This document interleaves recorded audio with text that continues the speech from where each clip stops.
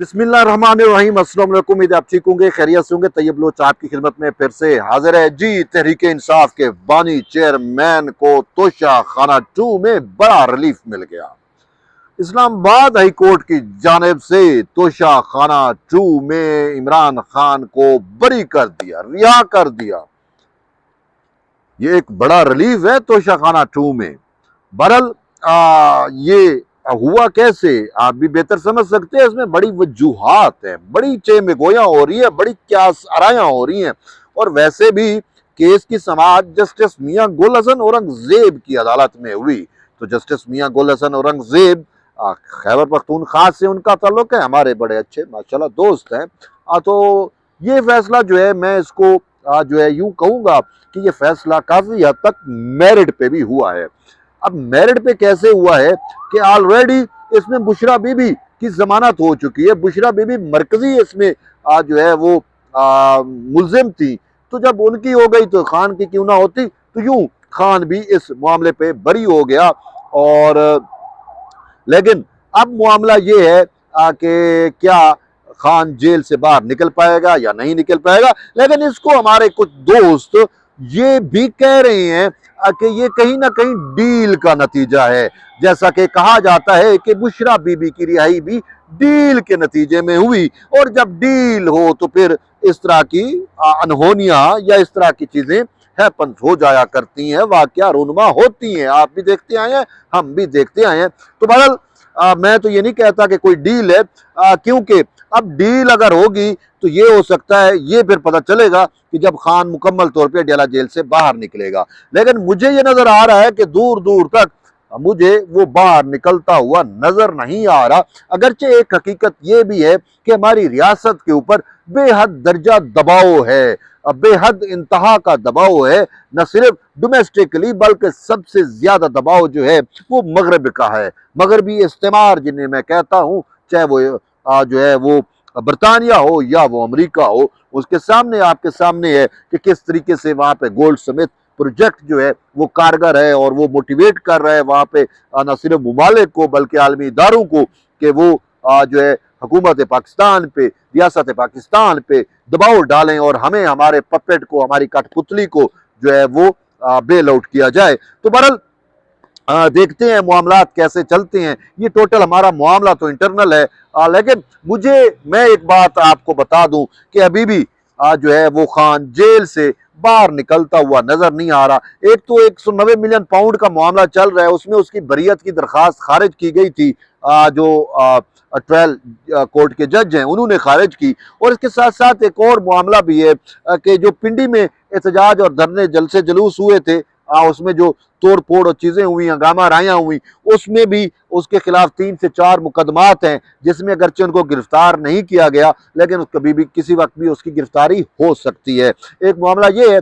और दूसरे मामलात ये भी हैं कि मुमकिन तौर पे कहा जा रहा है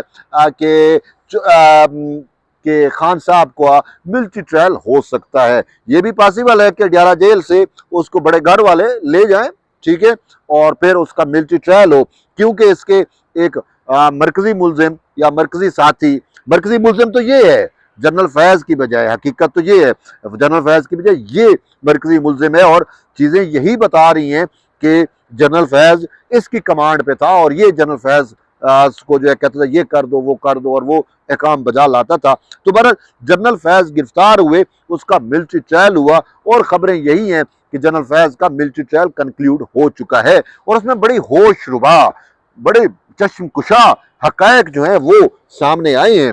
अब वो हकायक पब्लिक नहीं हुए तो इस वजह से मुझे भी आइडिया नहीं है, लेकिन जो अजम्पशंस हैं, जो क्यास रायां हैं, जो कहा जा रहा है वो कुछ ऐसा ही है। और उसमें एक रीजन ये बताई जा रही है कि ये जो 24 नवंबर की फाइनल कॉल इनको आई हुई है ना, वो फाइनल कॉल ऐसे नहीं दी गई। उस फाइनल कॉल के पीछे वजह है, और वजह यह है कि किसी न किसी सूरत तहरीक इंसाफ के बानी चेयरमैन का मिलिट्री ट्रायल रोका जाए। मिलिट्री ट्रायल को रोकने के लिए वो हत्तुल मकदूर कोशिश कर रहे हैं। एक तो पाकिस्तान के अंदर 24 नवंबर की डू और डाई वाली सिचुएशन पैदा करके कि लड़ो मरो, ठीक, और लड़ना मरना किसने है, इसके अपने बेटे तो बैठे हैं लंदन में, और इसकी तो यहाँ पे ये यूथ ये आपके और मेरे ये लोग, ये जो जिनके दिमाग है कि जिनके माइंड काम नहीं करते, जो सच को सच नहीं मानते, जो झूठ को जो है वही हकीकत मानते हैं, वो जो कल्ट है, वो जो हमारी नौजवान नस्ल है जो तबाह हो चुकी है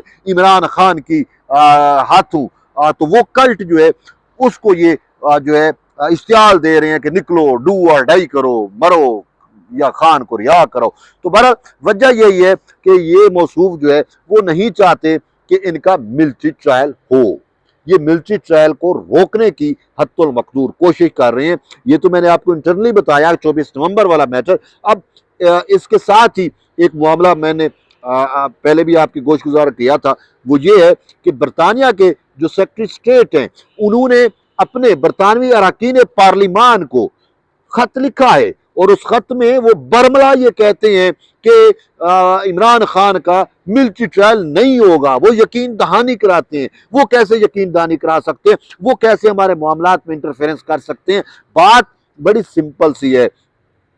जो रियासत अपनी आज़ादी और खुद मुख्तारी कहीं पे गिरवी रखा देती है ना, वो टक्के टोकरी हो जाती है, उसकी कोई वर्थ नहीं होती, कोई वैल्यू नहीं होती। और यही मौका है। अब देखते हैं कि देखे बात ये है, आप जानते हैं, मैं जानता हूं कि इमरान प्रोजेक्ट किस तरीके से लॉन्च किया गया, किस तरीके से अब अगर कफारा अदा कर किया जा रहा है तो मुकम्मल। तो और फिर एक बात और भी जहन में रखें, अब अगर खान रिहा हो गया तो फिर दोबारा किसी भी मामले में इसको नहीं पकड़ा जा सकता, और पकड़ना बहुत दुश्वार होगा, मसाइल होंगे। एक दफा आपने पकड़ लिया तो इसको वो कहते हैं ना कि झूठे को तोड़ तक छोड़ के आना चाहिए, एंड तक एक्सपोज करना चाहिए। अब ये पकड़ा हुआ है, इसको इन सारे मामलात में फिक्स किया जाना चाहिए।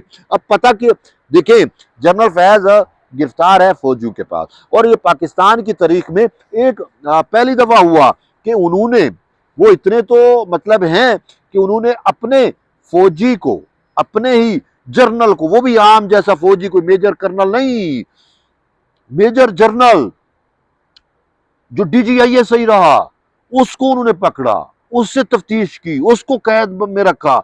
अब उसकी जो तफ्तीश हुई साहब, जरा वो चीजें देखें, ये चीजें कौम जानना चाहती है कि भाई ये फैज के जरिए क्या कुछ कराता रहा, क्या कुछ होता रहा। तो वो हक़ाइक़ सामने आने चाहिए, और खान का मिलिट्री ट्रायल होना है और होना चाहिए। देखें बात यह है कि इसने 9 मई किया। 9 मई जो है वो तो रेड लाइन है आपकी, मेरी, सबकी, इस रियासत की।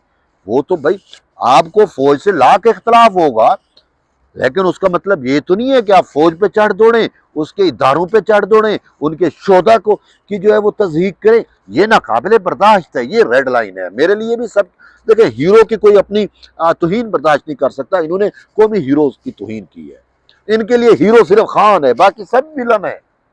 ये यूथियों के लिए बाकी सब विलन है हकीकत में।